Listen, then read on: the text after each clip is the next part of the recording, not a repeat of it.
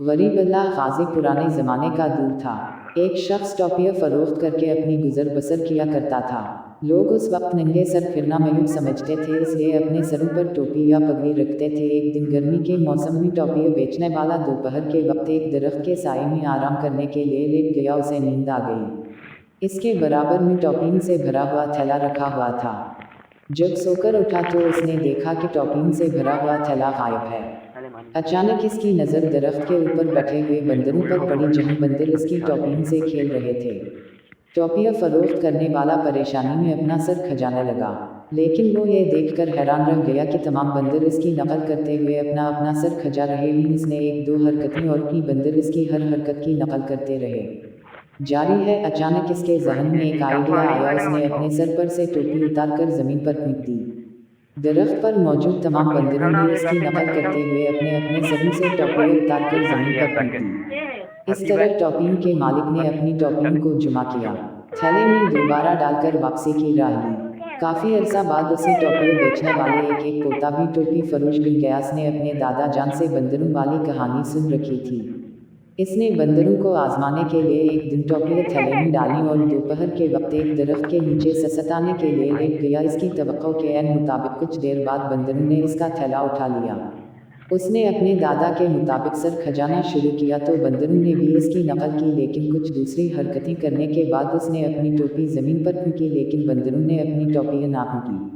अभी वो सोच ही रहा था कि एक बंदर दरख्त से नीचे उतरा, ज़मीन पर पड़ी हुई टोपी उठाई, फिर इसने टोपी फरोश के थप्पड़ रसीद किया और कहा कि बेवकूफ़, किया तो समझता है कि सिर्फ तेरा ही दादा था जो तुझे कहानी सुना गया। हमारा दादा भी हमें बता गया कि आइंदा किसी टोपी फरोश के हाथों बेवकूफ़ नहीं बनना, इसलिए हम बंदरों ने तुम्हारी नकल में अपनी टोपियों को अपने सरों से उतार कर फेंकने से इनकार कर दिया था। प्यारे बच्चों, इस वाक़या को गौर से पढ़ें और देखें कि इंसान और बंदरों से होशियार कौन रहा। हमारे सोसाइटी के बंदर भी बंदरों की तरह सियाने हो गए हैं। आज अगर हम देखें तो हमारी सोसाइटी में दूसरों को बेवकूफ़ बनाने की वबा आम है। हर फर्द अपने मफाद की खातिर दूसरे का गला काटने पर तला हुआ है। बेपनाह होशियारी के शहर में एक फैक्ट्री मालिक, फल फरोश, दूध वाला, महंगाई कारोबार होते हैं, लेकिन हर फर्द से मसनूई महंगाई कर रखी है। हर शख्स ये समझता है कि सिर्फ वही अक्लमंद है और दूसरे बेवकूफ़ हैं। आज हर शख्स अपने मुनाफा को सूद के साथ वसूल करने पर तला हुआ है, जो मुआशरे के लिए एक अलमिया है। ज़रूरत इस अमर की है कि होशियारी चालाकी को छोड़कर उसूलों के मुताबिक ज़िंदगी गुजारें। इसमें दुनिया व